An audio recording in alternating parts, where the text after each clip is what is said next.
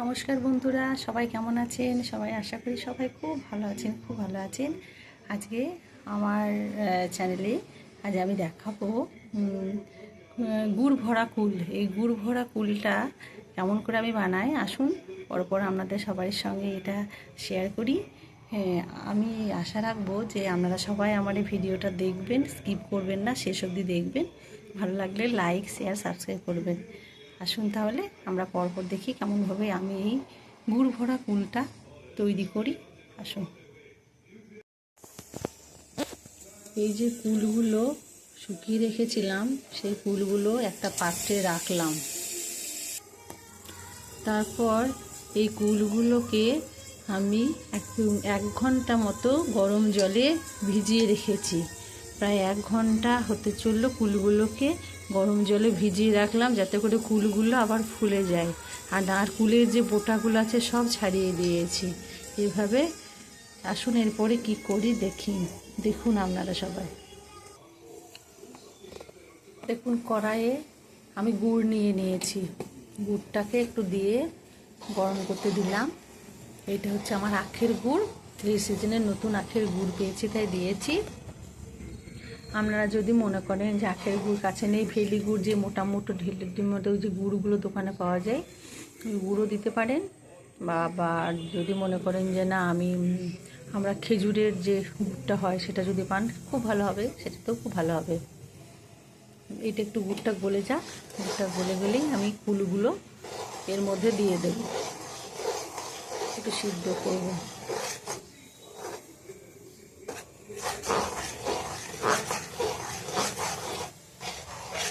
আমাদের এখানে গ্রামে আখের শাল হয়। আপনাদের মানে ওখানে কাদের এরকম শাল হয়, বা কেউ যারা দেখেছেন বা দেখেনি আমাকে কমেন্টসের মাধ্যমে জানাবেন। ফুটনাটা গলে গেছে, একটু গলে যাক, আমি কুলগুলো এর মধ্যে দেব।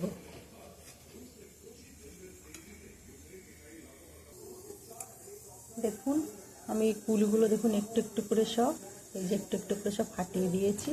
এইভাবে সমস্ত কুল আমি একটু একটু করে ফাটিয়ে দিয়েছি, যাতে করে গুড়গুলো কুলের ভিতরে ঢুকে যায়। এইভাবে ফাটিয়ে একটু একটু করে দিয়ে আমি গুড়ের মধ্যে সমস্ত কুলগুলো ফেলে দেব। ফেলে এগুলোকে একটু সিদ্ধ হতে দেবো। দেখুন একটু করে সব ফাটিয়ে দিয়েছি, যাতে করে কুলের ভিতরে গুড়গুলো ঢোকে এবং খেতে আরও ভালো হয়। আমার যেহেতু এই কুলটা খুব মিষ্টি ছিল, সেজন্য গুড়টা একটু কম দিয়েছি। আর যদি খুব টক কুল হয় সেক্ষেত্রে গুড় একটু বেশি দেবে। এবার সমস্তগুলো আমি দিয়ে ফিরে আসছি। দেখুন আমার সমস্ত কুল দেওয়া হয়ে গেছে গুড়ে। খুব বললাম না আমার কুলগুলো খুব মিষ্টি ছিল, বেশি গুড় দিইনি। এটা এবার যত সিদ্ধ হবে একটু গামাখা করবো। তারপর কী করি আপনারা সবাই দেখবেন। এগুলো অনেক পুরনো রান্না, আজকালকার এসব তো মানুষ আর করেই না। আমি ভাবলাম দেখি একটু করি, আপনাদের সঙ্গে শেয়ার করি। যদি আপনাদের এই রেসিপিটা মনে হয় সত্যি বেশ ভালো লাগলো, আচারের মতো বেশ, আপনারা নিজেরা বাড়িতে চেষ্টা করবেন, ঠিক আছে? এটা হচ্ছে আমার, দেখুন কি সুন্দর আমার হয়ে যাচ্ছে গুড় ভরা ফুল, টোপা ফুল এগুলো।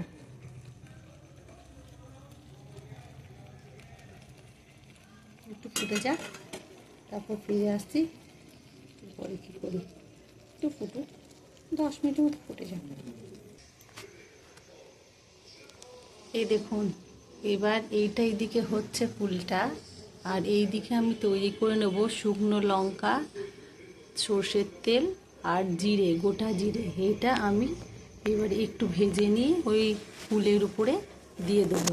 এটা হচ্ছে ছোঁক, এটা এক ধরনের মশলা, এটাও খেতে, এটা দিলে আরও টেস্ট বাড়বে।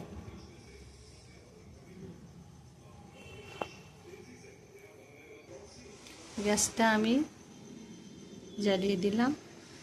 এবার এটা আস্তে আস্তে একটুখানি ভাজা হোক। এটা ভাজা হলে আমি লঙ্কার উপর দিয়ে দেব।